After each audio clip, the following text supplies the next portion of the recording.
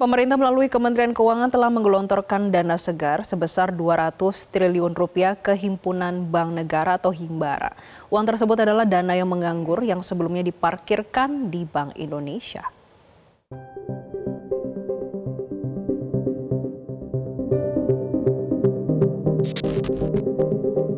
Kebijakan fiskal Menteri Keuangan Purbaya Yudi Sadewa memiliki pendekatan yang berbeda dengan Menteri Keuangan pendahulunya, Sri Mulyani. Yang paling menonjol adalah Purbaya menyalurkan dana saldo anggaran lebih atau SAL sebesar 200 triliun rupiah kepada 5 bank plat merah. Purbaya pun akan mendorong percepatan belanja. Transfer uang 200 triliun rupiah ke 5 bank sudah dimulai pada Jumat 12 September lalu.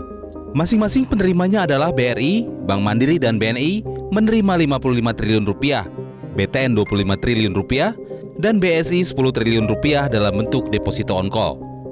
Jadi 200T hari Jumat sudah masuk ke perbankan. Uangnya udah nongkrong di sana. Sekarang saya duga para dirut bank pusing. Mau nyalurin kemana?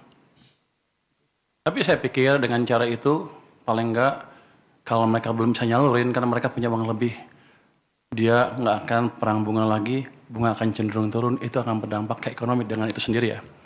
Bisa bunga pinjaman turun, bisa juga bunga deposit turun, yang jelas cost of money turun. Jadi yang punya uang nggak ragu untuk belanjain, yang mau pinjam ke bank nggak ragu untuk pinjam. Purbaya membantah kabar yang menyebut dana 200 triliun itu hanya diberikan untuk jangka waktu 6 bulan.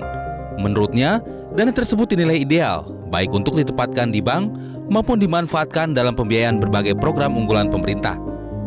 Banyak orang setelah 6 bulan akan ditarik oleh pemerintah. Saya biasa hitung bisa hitung bahwa biasanya uang pemerintah yang disimpan di bank sentral itu lebih di atas itu.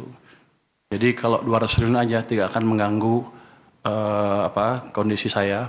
Dalam pengertian saya tidak harus terpaksa menarik dari perbankan kalau kepepet, dalam keadaan kepepet. Jadi harusnya itu jumlah yang cukup sustainable untuk di bank maupun untuk berpurata pembiayaan program pembangunan yang lain. Perkembangan kondisi bank tertentu seusai menerima dana 200 triliun rupiah dari pemerintah dibahas oleh Otoritas Jasa Keuangan bersama Menteri Keuangan.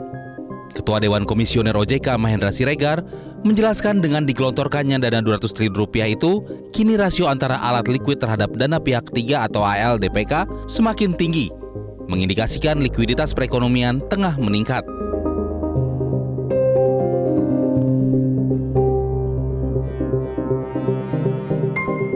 Sementara Purbaya menegaskan, dengan dampak positif penempatan dana itu di perbankan, ke depan laju pertumbuhan ekonomi bisa akan semakin tumbuh cepat di kisaran 6% dari yang selama ini 5%. Dengan Kepala OJK, untuk diskusikan dampak dari 200 triliun untuk ke perbankan, banknya siapa apa enggak, mereka membantu monitor itu.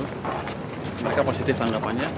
Yang kedua ya instruksi sidaklah sana, saya pengen tahu anak buah saya di pajak seperti apa. Bukan anak buah ya, anak buah staff saya di pajak seperti apa. Biar mereka semangat. Tim Liputan Metro TV. Jelajahi cara baru mendapatkan informasi. Download Metro TV Extend sekarang.